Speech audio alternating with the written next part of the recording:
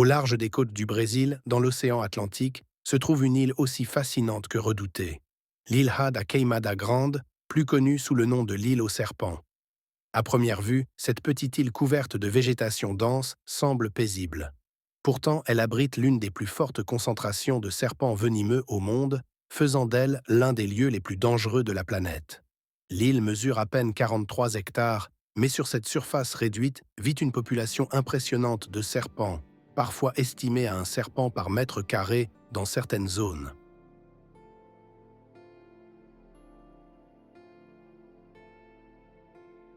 L'espèce la plus célèbre et la plus redoutable est le Bothrops insularis, aussi appelé fer de lance doré. Ce serpent n'existe nulle part ailleurs sur Terre. Il est le résultat d'une évolution unique, façonnée par l'isolement et la nécessité de survivre dans un environnement extrême. Il y a environ 11 000 ans, à la fin de la dernière période glaciaire, la montée du niveau de la mer a isolé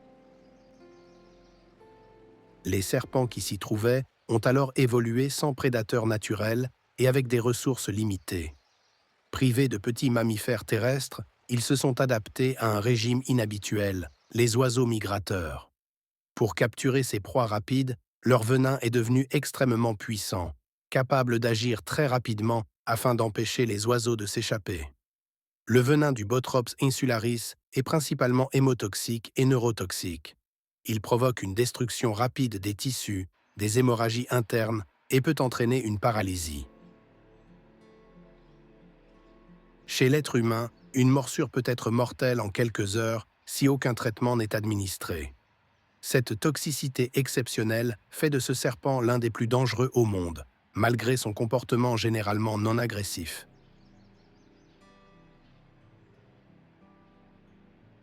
La végétation dense de l'île offre un camouflage parfait aux serpents. Ils se reposent souvent dans les arbres, sur les rochers ou dissimulés dans les feuilles, attendant le passage d'un oiseau. Leur couleur dorée leur permet de se fondre dans l'environnement, rendant leur détection extrêmement difficile, même pour les chercheurs expérimentés. En raison de ces dangers, l'accès à l'île est strictement interdit au public. Seuls quelques scientifiques et membres de la marine brésilienne sont autorisés à s'y rendre, et toujours avec des mesures de sécurité rigoureuses. Chaque expédition est soigneusement planifiée, car une simple erreur peut avoir des conséquences fatales. Malgré sa réputation terrifiante, l'île aux serpents est d'un immense intérêt scientifique. Elle offre un exemple rare d'évolution accélérée, montrant comment une espèce peut s'adapter radicalement à un environnement isolé. Les chercheurs étudient également le venin du Bothrops insularis, non seulement pour comprendre sa puissance, mais aussi pour explorer son potentiel médical, notamment dans le développement de traitements contre certaines maladies cardiovasculaires. L'île joue également un rôle important dans l'écosystème régional. Les serpents régulent les populations d'oiseaux migrateurs, tandis que la végétation protège les sols de l'érosion. Bien que dangereuse pour l'homme, cette île est un exemple d'équilibre naturel parfaitement fonctionnel, où chaque espèce occupe une place précise. Les rares personnes ayant approché l'île décrivent une atmosphère étrange et oppressante.